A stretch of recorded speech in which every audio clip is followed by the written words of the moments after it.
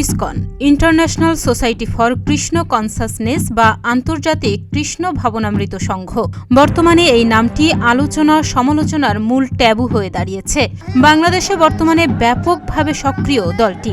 দেশ জুড়ে বেশ কয়েকটি মন্দির পরিচালনা করে তারা। তবে সম্প্রতি আইনজীবী নিহতের ঘটনাকে কেন্দ্র করে দেশে এখন দলটি নিষিদ্ধের দাবিতে চারদিক উত্তাল। বুধবার ইসকন নিষিদ্ধ চেয়ে আবেদনের শুনানিতে সরকারের পদক্ষেপ জানাতে চেয়েছেন হাইকোর্ট। এ বিষয়ে রাষ্ট্র কি করে তা দেখার অনুরোধ করে হাইকোর্টকে এখনই কোনো পদক্ষেপ না নেয়ার আবেদন জানান আইনজীবী মনিরুজ্জামান। ইতিহাস ঘাটলে দেখা যায় আজ থেকে ৫৮ বছর আগে যাত্রা শুরু হয় ইসকনের। বর্তমানে বিশ্বের প্রায় শতাধিক দেশে ইসকনের অস্তিত্ব রয়েছে, তবে কিছু দেশে সংগঠনটি একেবারে নিষিদ্ধ।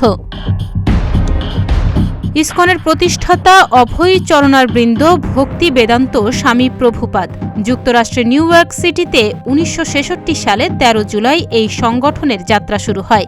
ইসকন মূলত বৈষ্ণব ধর্মের একটি অংশ এবং ভগবান কৃষ্ণকে কেন্দ্র করে তাদের ধর্মীয় ও আধ্যাত্মিক কার্যক্রম পরিচালিত হয়। সাবেক সোভিয়েত ইউনিয়নে ১৯৭০ এবং ১৯৮০-র দশকে ইসকনকে নিষিদ্ধ করা হয়েছিল। তবে ১৯৯১ সালে সোভিয়েত ইউনিয়নের পতনের পর ইসকন রাশিয়া এবং অন্যান্য প্রাক্তন সোভিয়েত রাজ্যে কাজ করতে সক্ষম হয়।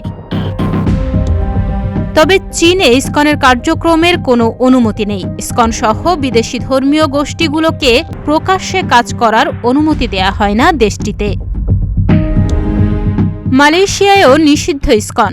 দেশটিতে ইসকনের বিরুদ্ধে প্রকাশ্যে ধর্মান্তরকরণের অভিযোগ আছে। শিয়া শাসিত ইরানে ইসকনের ক্রিয়াকলাপের অনুমতি নেই। এছাড়া সৌদি আরব ও আফগানিস্তানে ইসকনের কর্মকাণ্ডের অনুমতি নেই।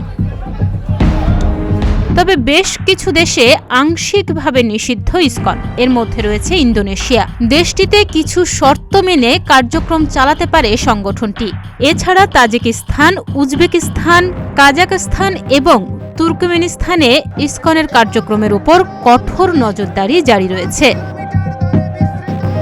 সেই সঙ্গে কোনো কোনো দেশে সক্রিয় রয়েছে ইসকন। এর মধ্যে রয়েছে ভারত, যুক্তরাজ্য, যুক্তরাষ্ট্র, রাশিয়া, ব্রাজিল, জার্মানি, দক্ষিণ Africa, Kenya, Tanzania, Uganda, Australia, Dubai ও ইসরায়েলে ব্যাপক সক্রিয় দলটি। এছাড়াও Mexico, Canada, Japan, Thailand, Mauritius, Fiji, Argentina, কলম্বিয়ায় ইসকনের কর্মসূচি রয়েছে। তাহনিয়া ইয়াসমিন, প্রতিদিনের বাংলাদেশ।